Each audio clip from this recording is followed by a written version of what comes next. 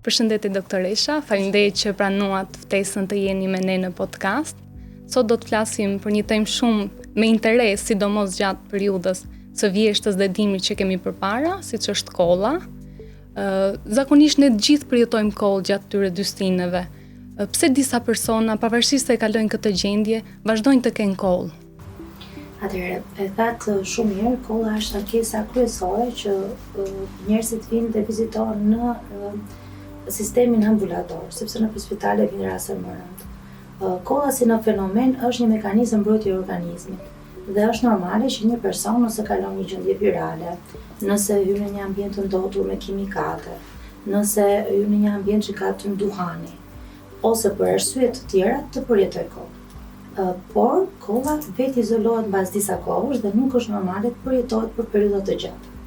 Me shtimin e virozave stinore që ndodhin kryesisht në vjesht dhe në dimër, pavarësisht se mbas periudhës së Covidit, këto viroza janë të shpeshta edhe gjatë verës, viroza respiratore. Kemi parë edhe gjatë muajve të pranverës dhe të verës, domethënë stinës së pranverës dhe të verës dhe muajve dhe në gurë, dhe në korik, dhe në qeshor, që në përgjithësi nuk para kemi pasur kollë, kemi pasur njerëz që mbas kalimit të këtyre virozave përjetojnë kollë të zgjatur. Domethënë një kollë që nuk duhet izolohet për disa ditë ose maksimum një javë, por një kollë që persiston 2, 3, 4 deri në muaj të tëra persona të caktuar me kollë mbas këtyre gjendjeve virale. Po sa është periudha një kolle normale? Domethënë kur duhet një person të fillojë të shqetësohet që të shkojë pastaj të drejtohet tek mjeku? Atëherë, kolla është refleks mbrojtës, por një person që nuk pi duhan, dhe këtë them shumë herë pacientëve, një person që nuk pi duhan, nuk ka një ambient pune me ndotje ambientale, kimike, rrezatime, nuk është normale të ketë kollë. Domethënë, mbas një gjendje virale, nëse një person përjeton një gjendje virale me temperaturë, me rruf, me hethe, mund të ketë një kollë që kufizohet brenda një jave, maksimumi 10 ditësh. Një kollë duhet të vetë kufizohet. Domethënë, mbaron procesi inflamacionit dhe receptorët e kollës duhet të kthehen në normalitet. Një kollë që zgjat më shumë se një javë, duhet parë arsyet që shkaktojnë të kollë. Domethënë, e mira është një person që kalon periudha një javore, 10 ditore të paraqitet te mjeku për të parë pse kjo kollë po vazhdon. Pasi tham që është një mekanizëm mbrojtës, por kolla nis nga disa receptorë. Dhe këto receptorë të kollës janë të përhapur në organizmin e njeriut në disa organe. Domethënë nuk është se kolla është vetëm fyti, mushkrit, siç e perceptojnë njerëzit. Kolla fillon që nga sinuset, nga laringu, nga faringu, te pleura, te stomaku dhe ka shumë organe përveç bronkeve, trakes, që ne kemi të saktuar që një bronkitë ose kalon një gjendje virale, edhe organet të tjera, perikardi dhe organet të tjera mund të japin kollë. Kështu që një kollë që zgjat dhe që nuk justifikohet me një gjendje akute inflamatore, një infeksion akut, stinor që vetë izolohet, duhet patjetër të monitorohet nga vjen origjina e kësaj kolle. Po tek fëmijët kur duhet shqetësohemi për kollën? Te fëmijët është kategori shumë specifike, fëmijët t'i kemi me shumë fokus, shumë kujdes, sigurisht që virozat respiratore janë shtuar dhe për atë kategori. Fëmijët kanë një specifik ndryshe nga adultët. Fëmijët e sapo lindur pothuajse refleksin e kollës e kanë shumë pak të zhvilluar dhe ky refleks fillon të zhvillohet me kalimin e moshës. Ata nuk kanë mundësi në mosha shumë të vogla të nxjerrin sekrecionet sputum që themi dhe mundet edhe mos të kenë kollë fare dhe të kenë shenja të tjera, kështu që tek fëmijët e vegjël duhet që kolla të merret më me seriozitet. Nuk duhet ta lëmë 7 ose 10 ditë, nëse shikojmë që një fëmijë ka një kollë ose kjo është kollë që qurohet me temperaturë ose shikojmë që djersitet ose ka sekrecione që sigurisht që nuk i nxjerr mund të vjelli për të nxjerr, duhet parë një me mjek pediatër më herët se sa te një adult që mund ta shtyjmë kollëzgjaten edhe pak më shumë. Zakonisht përveç gripit dhe ftojes, cilat janë shkaqet e kollës? Çfarë e shkakton? Kolla e shkakton shumë le të themi patologji ose ngacmime. Një person që pi duhan mund të ketë kollë vazhdimisht. Për arsye sepse receptorët e kollës ngacmohen nga tymrat e duhanit dhe kimikatet që bëhen te duhani. Një person që konsumon vape, një person që konsumon shisha, një person që punon në ndërtim, një person që punon në minjer, një person që punon në fasoneri, mund të ketë ngacmime të përditshme nga plura dhe nga ambienti ku ai punon, dhe kolla të jetë e justifikuar nga faktorët ambiental. Një person mund të ketë një kollë të vazhduar prej kohësh, duhet parë pak më thellë, sepse ka dhe patologji serioze që shkaktojnë të kollë. Më thënë, ne kemi një limit 8 javor dhe themi që një kollë është akute, subakute deri 8 javë, mbi 8 javë quhet kollë kronike, por në të gjitha rastet një kollë që persiston duhet parë me seriozitet, sepse mund të jenë shkaqe të trajtueshme, por nuk të trajtueshme dhe jo serioze, por mund të ketë edhe shkaqe që janë serioze. Doktoresha, ne shpesh dëgjojmë njerëzit që thonë, jo kam kollë të thatë, kollë me sekrecione, ku ndryshojnë këta dy kolla dhe cila është më e rrezikshme? Atëherë, kolla nuk është e rrezikshme në vetvete sepse është refleks mbrojtës, edhe është mekanizëm mbrojtës. Kolla e thatë me kollën me sekrecione, qëndron kolla me sekrecione në gjuhën shkencore, tani është pak ndoshta më shumë se sa ju duhet juve, është kur një person nxjerr sputum mbi 30 ml, domethënë diku afërsisht 2 lugë gjelle, më shumë se aq, nëse nxjerr sekrecione quhet kollë produktive ose kollë me sekrecione. Një patologji mund të nisë si kollë e thatë dhe gjatë rrugës të bëjë sekrecione. Nuk është se është të ndarë me thi kolla e thatë me sekrecione, janë të ndara me thi kolla e thatë dhe kolla me sekrecione. Mund nisë si kolla e thatë dhe të përfundoj si me sekrecione, ose mund nisë me sekrecione dhe gjatë rrugës të përfundoj kolla e thatë. Po në gjuhë mjekësore ne kemi për arsye të sputumit dhe sasisë sputumit, kurse njerëzit e lidhin përgjithësi që kanë sekrecione, kanë që nxjerrin me shumicë, quhen kollë, kurse kollë të thatë quhen edhe në rastet që ata pas disa kollitjesh mund të kenë një sasi të vogël sputumi, pra përkufizojnë si kollë të thatë. Po ndonjëherë ndodh që disa persona, më ka ndodhur edhe mua, ju ka ndodhur shumë personave që njoh, që ndonjëherë i zë një kollë që nuk ndalon, mund të qëndrojë 2 minuta. Pse ndodh kjo? Atëherë duhet parë mekanizmin që e shkakton. Mekanizmat që e shkaktojnë kollën mundet që ti në atë moment të kesh një ngacmim alergjik, mund të kesh një hiperaktivitet bronkial, mund të kesh hyrje në një ambient që është shumë i ndotur ose me shumë lagështirë ose shumë i thatë, domethënë të gjitha kushtet atmosferike ndikojnë, por ndikojnë dhe elemente e organizmit. Për shembull, nëse ti je një person alergjik dhe futesh në një ambient që ka shumë lagështirë, ose është një temperaturë shumë e nxehtë ose një lagështirë shumë e madhe, një person me alergji sigurisht mund të kollitet ose mundet që këtë kollën ta ketë më të theksuar se sa një individ që nuk e ka këtë. Domethënë, janë faktorë të jashtëm dhe janë faktorët personal individual që bashklidhen dhe shkaktojnë këtë reagim tek njeriu. Doktoresha, të ndalim pak te bronkiti kronik dhe ai akut. Si ta kuptojmë që ndodh, cilat janë disa nga simptomat që sinjalizojnë atë? Atëherë, bronkiti akut është në përgjithësi një sëmundje, duke parë nga fjala akute, që ndodh në mënyrë të menjëhershme, në përgjithësi është si pasojë e një infeksioni që mund të jetë viral ose bakterial dhe shkaktohet nga kollë, në përgjithësi e thatë, pastaj me sekrecione, temperaturë, një dhimbje gjoksi, një vështirësi në frymarrje nëse një person ka dhe patologji tjera, sepse gjithçka varet se kujt individi ndodh ky fenomen. Domethënë, nëse kemi një person që është i shëndetshëm, do kemi kollë, pak djegje ose dhimbje torakale pas kollës, një sekrecione dhe ndoshta pak lodhje. Në një person që ka patologji të tjera shoqëruese, që mund të jenë probleme kardiake, mund të jetë diabeti, mund të jetë probleme kronike respiratore, dhe bronkiti akut mund të shfaqet pak më rënd, domethënë me djersitje, me vështirësi në frymarrje, me një sputum, shpeshherë nuk flet gjumë natën. Domethënë, faza e një bronkiti akut varet nga kush individ është, por përgjithsisht janë agjente infektive akute që ndodhin o virale, o bakteriale, mund të jenë mikotike, por në përgjithësi këto të dyja, ose një ngacmim i jashtëm. Kurse bronkiti kronik është një patologji pak më serioze. Janë njerëz që gjatë vitit, pothuajse 3 muaj të vitit, po t'i mbledhësh si ditë, kanë kollë me sekrecione të vazhdueshme. Në përgjithësi bronkit kronik ka njerëzit që janë duhan virus, njerëzit që kanë faktor risku pune që tash minatorët mund të kenë, dhe njerëzit që ndoshta në fëmijëri të hershme ose gjatë viteve mund të kenë pasur probleme respiratore.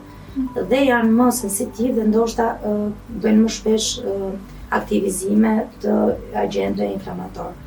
Por që temi bronkit kronik, duhet kemi mbi 3 muaj, 4 muaj në vit një person që ka kollë dhe sekrecione të vazhdueshme. Po kolla kur kthehet kronike, ka simptoma që e tregojnë këtë përveç se e zgjatur? Atëherë, kolla kronike është kollë që është me kohë zgjatë mbi 8 javë. Kështu është paktën përcaktohet.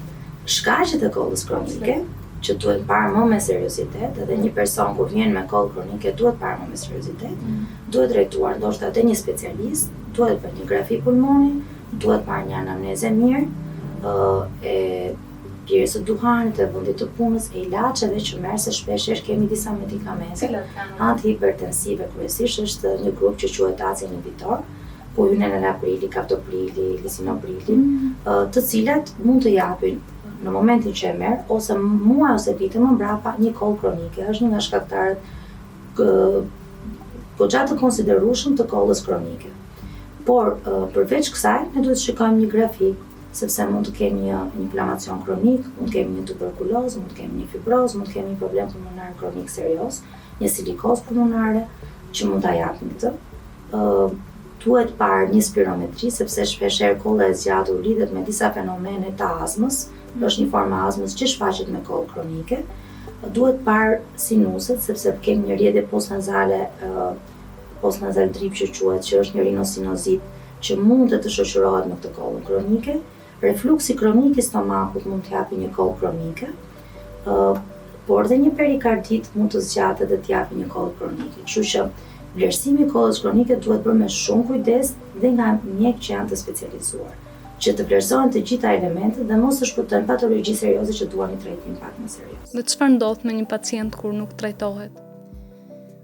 Në bazë të patologjisë do jetë edhe prognoza e pacientit, sepse sigurisht një pacient që fatkeqësisht mund të ketë një kancer pulmonar, nëse nuk diagnostikohet në kohë, nuk do kemi një prognozë të mirë. Një person që ka tuberkulozë, përveç faktit që duhet trajtuar në kohë, mund bëhet kontagjioz për njerëzit rreth e qark. E para është patologjia pas që është e rëndësishme që trajtohet, që mos ta pancojë dhe njeriu mos të dëmtojë shëndetin.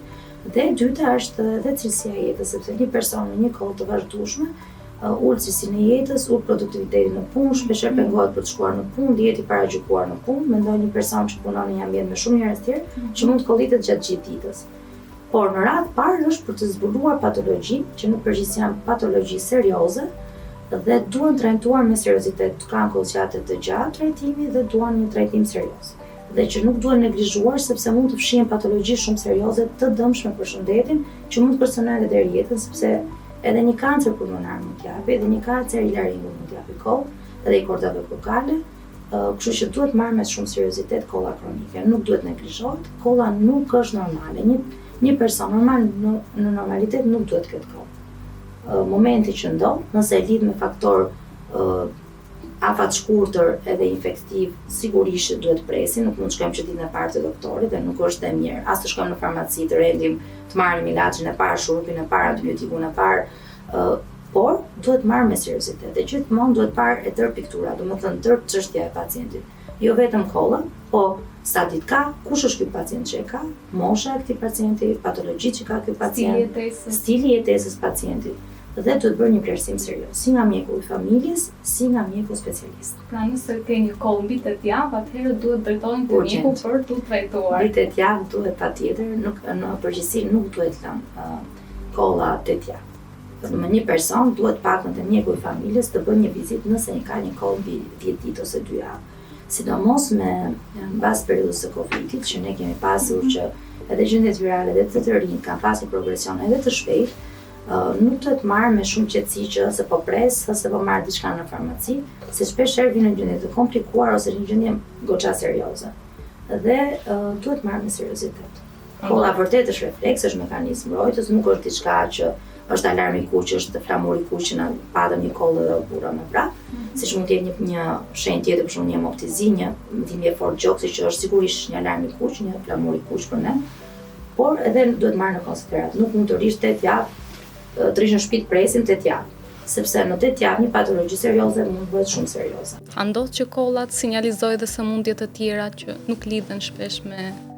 Po ja, unë ta shpjegova pak më parë. Në fakt që kolla shpeshherë, receptorët e kollës, të trupi është një mekanizëm perfekt, ka receptor kollët te sinuset, te laringu, te perikardi, në stomak, përveç pjesës pulmonare. Kështu që sigurisht që mund të jetë edhe patologji ekstrapulmonare quajmë ne. Duke nisur nga më e thjeshta që është rinosinoziti, që është rrjedha postnazale, që ne shtrihemi natë dhe na kemi një kollë që na vazhdon, te refluksi kronik, po një perikardi të jep, ka dhe patologji jashtë pulmonit që mund të jetë tek me komponent central, sepse si çdo refleks në organizëm, ne mund të kemi edhe një patologji centrale, sepse vinë mekanizma nga periferia dhe vinë në trup që marrin, biles ka një topje kontrol, nuk po hyn në shumë specifika për ju, është medulla oblongata dhe pastaj në korteks, që kemi edhe një qendër ginekolite me dhe vetë kur dua, mund të jetë edhe një komponent neurologjik, domethënë neuropsikiatrik, biles që një kollite me vetë, ka njerëz me kollë kronike që mund të kenë një problem psikiatrik. E provokojnë vetë kollën, sepse dhe unë dhe ti nëse unë të kollitu ti kollitesh, sepse në korteks ne kemi një mekanizëm që e detyron kollën edhe provokon vetë. Kështu që duhet marrë nga një specialist, edhe anamneza, edhe sepse mund të jetë edhe jashtë pulmoneve, jashtë traktit respirator e themi kollë. A ka kategori personash që janë më të rrezikuar nga komplikacionet që mund të shkaktoj kolla? Patjetër, janë smurët ata që thamë, smurët me probleme kardiake, janë smurët me probleme pulmonare të vazhdueshme kronike, kur hyn SPO, kur hyn astma, emfizema pulmonare, fibroza pulmonare, pacient me diabet, pasi ata kanë një shpeshti dhe një risk më të lartë për komplikacione edhe nga gjendjet inflamatore, mosha e vjetër, mosha shumë e hershme, fëmijëve që thamë e bebeve, sepse dhe ata nuk kanë mekanizmat aq të fuqishëm sa një individ tjetër, që këta do ta marrin më seriozitet. Shpesh njerëzit diabetik mund të kenë kollë, mund të kenë temperaturë, të kenë pneumoni, ose mund të kenë komplikacione kollës, sepse kolla është një refleks që ka një momenti që ndodhet procesi kollës një presion shumë të lartë dhe njerëzit shpesh kanë dhimbje kokën pas kollës. Mund të kemi sinkop pas kollës, domethënë që të bie dhe gjendje fikti me një kollë shumë të fortë. Po mund të kemi edhe një pneumotoraks në një plasje të cipave të mushkërisë të në gjuhën popullore nga një kollë shumë e fortë. Kështu që kolla në vetvete, nga që është një proces me një presion intratorakal shumë të lartë dhe ky presion shkon gjithandej në raste shumë të rralla ka komplikacione serioze. Patologjitë kronike dhe njerëzit me një moshë të caktuar duhet të bëjnë kujdes shumë, sigurisht si për çdo patologji tjetër dhe për kollën nuk duhet ta lënë në kohë të gjatë, sepse mund të marrë patologji më të rënda se sa një person që është aktiv, që është i ri, që nuk ka shumë smundje shoqëruese. Po vështirësia në frymëmarrje. Atëherë në patologji të caktuara, vështirësia në frymëmarrje, unë ja u përmenda pak më përpara, personat që vuajnë me azëm, personat që janë kardiopat, personat që janë pneumopat, spokistët i themi ne, për një smundje pulmonare obstruktive kronike, të cilët janë persona në përgjithësi duhan pirës për nga faktorë të tjerë, që janë të smur kronik të pulmoneve. Dhe sigurisht tek këta persona, nëse kemi një instalim të një mbi infeksioni, kemi dhe vështirësi në frymëmarrje. Kemi dhe raste pak më të agravuar që janë më të rralla fatmirësisht, të një infarkti pulmonar, një trombozë pulmonare që prapë kemi vështirësi në frymëmarrje. Domethënë, kolla në total duhet marrë me gjithë shenjat e tjera klinike, jo vetëm kolla. Duhet marrë me temperaturën, me vështirësi në frymëmarrje, me produktivitetin, nëse nxjerr me këto sekrecione sasi gjaku apo jo, hemoptizia dhe ajo është një indikator shumë i rëndësishëm për të marrë me seriozitet kollën dhe sputumin, sekrecionat që nxjerrin. Të tëra këto duhen pasur në parasysh. Sigurisht një kollë që shoqërohet me një vështirësi në frymëmarrje duhet të na alarmojë dhe duhet të na bëjë të drejtohemi te mjeku specialist, sepse në përgjithësi shoqërohet me patologji më serioze ose është një individ me patologji të tjera shoqëruese serioze, të cilët duan një trajtim pak më specifik, më të avancuar dhe më të specifik dhe më të plotë se sa një individ që është i ri. Për të ndalur pak edhe tek ushqimet, cilat janë disa nga ushqimet që rekomandohen për të konsumuar dhe ato që nuk duhen konsumuar gjatë periudhës që je me kollë? Atëherë, këtë pyetje në përgjithësi e bëjnë shumë pacient. Biles pacientët ka një listë të gjatë në preparateve bimore që marrin vetë. Sigurisht që kolla do një hidratim të mirë, për arsye se sekrecionet hidraton janë më të thjeshta për të dhënë. Ndoshta është dhe një nga menaxhimet e kollës. Prandaj her pas here njerëzit që kanë kollë pinë çajra. Çajra të ndryshme në çaj dafinës, çaj malit, çaj blirit, sigurisht që të gjitha këto çajra me mekanizma të ndryshme ndihmojnë me hidratim ose me efektet që kanë bimën, ndihmojnë në kollë. mjalti, i cili ne në gjuhën popullore kemi, ekziston një lidhje sepse ndoshta receptorët e kollit për një gjysmëore nga sheqeri i mjaltit edhe bllokohen në ndihmë. Dhe sigurisht që është një antioksidant natyral, kështu që patjetër duhet përdorur. Çfarë nuk duhet përdorur është prapë ato ushqimet që sillin refluksin e stomakut, që janë pa ato të skuqurat, pijet energjike, pijet me gaz, kafja e shpeshtuar. Të gjitha këto në një pacient që ka koll nuk duhen konsumuar sepse ndoshta duke ushtuar dhe refluksi i stomakut mund të shtohet kozgjatja e kollës ose të përkeqësohet kolla. Sepse një nga mekanizmat që shkakton kollë është refluksi kronik ose refluksi akut i stomakut. Shpesh ndodh që njerëzit, qytetarët në këtë rast, pacientët me kollë, pasi konsumojnë këta ushqime që ju listuat, ju drejtohen edhe farmacive për të marrë shurupe ose antibiotik pa rekomandim mjeku. Sa e rrezikon kjo shëndetin e tyre? Atëherë, në fakt, problemi më serioz i kollës është që njerëzit në përgjithësi nuk e marrin me seriozitet. Domethënë, gjëja e parë është kjo, që shkojnë në farmaci. Në farmaci edhe sigurisht në botën farmaceutike ka shurupa pafund për kollë, që nisin nga shurupat bimor deri te shurupat me substanca me efekte centrale, të cilët frenojnë refleksin e kollës. Për mendimin tim asnjë nga këto nuk duhet marrë pa recetë. Ndoshta ditët e para nëse është problem i madh, mund të marrim këto çarat bimor me mjalt, ndoshta një produkt bimor, por meqense ne nuk e dim sa të kontrolluara janë këto që futen shurupat, unë prapë do isha skeptike që prapë më mirë do ishte me një rekomandim mjeku. Për përdorimin e antibiotikëve, me thënë të vërtetën, duhet jemi shumë të kujdesshëm të gjithë. Si te farmacit, si te mjeku. Në fazën e parë, shumica e bronkiteve akut te fëmijët janë virale, por edhe të adultët në përgjithësi janë virale, kështu që është e kohë të marrësh antibiotik.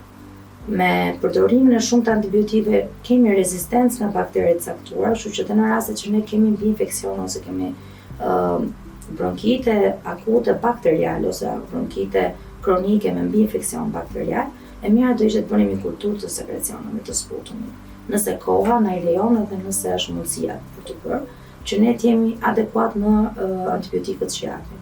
Sepse përdorimi i shpeshtë i antibiotikëve, përdorimi i antibiotikëve me një fazë shumë të gjerë që në fillim, që shpesh jepen nga farmacitë, mund të bëjnë që afatgjat kemi një problem serioz me rezistencën ndaj antibiotikëve. Të kemi baktere patogjene që t'jenë multirezistente, dhe atëherë do kemi një problem akoma dhe më serioz, dhe sigurisht që kjo na rrezikon jetën. Përveç faktit që shpesh antibiotikët t'japin efekte anësore, mund t'japin çrregullime të florës, shoqërohen me diare, mund të kenë reaksione alergjike, në kategori të caktuara mund t'japin çrregullime ritmi, antibiotik të caktuar, kështu që sigurisht përdorimi i antibiotikëve do kufizohet nga receta nga mjeku, kur është e nevojshme. E mira është të shoqërohen përpara me një sputikulturë, me një kulturë sputumi dhe një antibiogram quajmë ne, që ne shikojmë cili patogjen është dhe cilat janë antibiotikët sensitiv, dhe nga këto ka një lloj përzgjedhje, marrim ato që janë në fazën më të ngushtë, më specifike duke pasur patogjenin, deri tek ato që janë më të vështira, që ndoshta jemi detyruar të japim antibiotik pak më të fortë. Kështu që antibiotikët unë do t'i rekomandoja të gjithë njerëzit dhe qytetarët që na ndjekin që mos marrin antibiotik në farmaci. Shpesh na vjen që jemi përdorur këtë antibiotik ose atë antibiotik, edhe në një fazë që ka qenë faza e parë që s'është e nevojshme dhe në një moment të dytë që është e nevojshme, ne jemi detyruar të japim antibiotik më të fortë për arsye se është konsumuar një klasë antibiotikësh. Antibiotikët, në momentin që flasim, kemi disa klasa, nuk kemi klasa pafund, nuk kemi antibiotik pafund, antibiotik të rinj janë shumë pak në studime dhe nuk e dim ku do dalin, kështu që duhet jemi shumë skeptik dhe shumë të kufizuar dhe duhet përdorur atëherë kur duhet dhe sa duhet. Mos të përdoret. Jo, zgjidhja e parë të kolla nuk është. Kolla është refleks, duhet të heqim atë stimulimin që kemi, është një inflamacion i indit bronkial, është një viroz që shkakton, është një dëmtim, është një dëmtim kimik, është një dëmtim mekanik, sepse dhe një trupi huaj nëse të ngec ty do pollitesh për ta nxjerrë. Nuk është antibiotiku zgjidhja për të gjitha. Antibiotiku është vetëm në raste në një kategori specifike ku ne kemi bronkite me komponent bakterial. Mund të jetë edhe mikotik, mund kemi edhe një kandida edhe ka përdorimi dhe shpesh e kemi sputët dhe del kandida në sputikulturë. Gjithë problemi është që duhet marrë me seriozitet. Do të thënë antibiotikët mos të përdoren pa kriter, mos të përdoren fazma të qura dhe njerëzit mos i marrin në mënyrë absolute në farmaci. Për ta përmbyllur, çfarë këshillash praktike do t'u jepit njerëzve për ta parandaluar kollën dhe ata që tashmë e kanë si të kujdesen për ta kaluar sa më shpejt? Atëherë, parandalimi është gjëja më e mirë që ne mund të bëjmë. Unë do t'i thënë njerëzve që në këtë stin vjeshtë dhe dimi që kemi do fillojmë së shpejti, ta irosin her pas here shtëpitë, zyrat, të pastrojnë tavolinat e punës, skrivanit, kompjuteret, të lajnë shpesh herë duart. Janë masa paraprake, mos të shfrekontojnë vende që kanë jashtëzakonisht shumë njerëz, për shembull në një qendër tregtare mos trimor pa orë, pa fund. Duhet patjetër që ne të bëjmë masat e sigurisë paraprake dhe të mundohemi të parandalojmë dhe të minimalizojmë kontaktin me faktor patogjen, që janë viruset, janë bakteret, janë edhe ndotja ambientale. Kështu që mirë të ishte të shkonim në periferi në fundjava, dilim dhe në malë dhe mbrek detit, ku ajri është më i pastër edhe ndoshta na ndihmon edhe për cilësinë e jetesës. Për personat që kanë me kollë, do t'u uroj të shkuar të gjithëve, sepse shumica më e madhe mundësia është një problem inflamator, një grip ose një infeksion postgripal. Ta marrim me qetësi, kolla nuk është e rrezikshme, për sa kohë na çellet në kohë, për sa kohë është e vetkufizuar. E mira është njerëzit në rastet që kanë temperaturë, kanë kollë, janë të lodhur, të bënin disa ditë pushim, të japin kohë vetes që të marrin veten, të pinë lëngje mjaftueshëm, të hanë fruta, të ushqehen shëndetshëm, të hidratohen, që është shumë e rëndësishme, dhe nëse shikojnë që kjo kohë persiston një javë, 10 ditë, 2 javë, të drejtohen te mjeku, mos ta lënë pas dore. Pasi patologjitë që shkaktojnë kollën janë të shumta, kryesisht janë të rrugëve respiratore, por mund të jenë edhe jashtë rrugëve respiratore, dhe të na duhet një trajtim i mirë që njerëzit të kenë një cilësi të mirë jetese dhe mos u kronicizohet kolla, mos të ngeli kjo kolla që kam kollë turkos, kalova virozën e parë, të dytë, të tretë, të katërt dhe kam 6 muaj me kollë. Për mua nuk është normale një individ i shëndetshëm të rri 6 muaj me kollë. Më thënë, sigurisht që duhet parë me seriozitet dhe hapat një pas një. As mos litohemi të bëjmë përdorim të menjëhershëm të antibiotikëve dhe të çdo gjë shpejt që ta mbaroj për një ditë, kolla nuk ikën për një ditë. Kolla do bëj procesin e saj, e rëndësishme është të shikojmë cilat janë shkaktarët, cilë është shkaku kryesor i kësaj kolle, si mund ta përballojmë, është me risk për jetën e njeriut apo jo, patologjia që ka shkaktuar këtë kollë dhe ta marrim që afat gjatë kjo kollë mos të ngelet. Mund ta menaxhojmë sa më mirë të mundshëm. Okej, doktoresha, ju falenderoj shumë për gjithë informacionet dhe këshillat që ndat me audiencën tonë. Ishte kënaqësi dhe shpresojmë t'ju kemi sërish të ftuar. Shumë faleminderit. Ju falenderoj dhe unë për ftesën, ishte shumë kënaqësi që mora ftesë nga ju. Është një çështje shumë e rëndësishme për qytetarët, po edhe për ne si mjek, edhe për farmacistët, edhe për njerëzit, që të dinë drejtohen si duhet dhe ku duhet dhe të japin rëndësinë e duhur gjërave në momentin e duhur. As mos alarmohemi, as mos rrim në zonën e rehatisë. Ju falenderoj.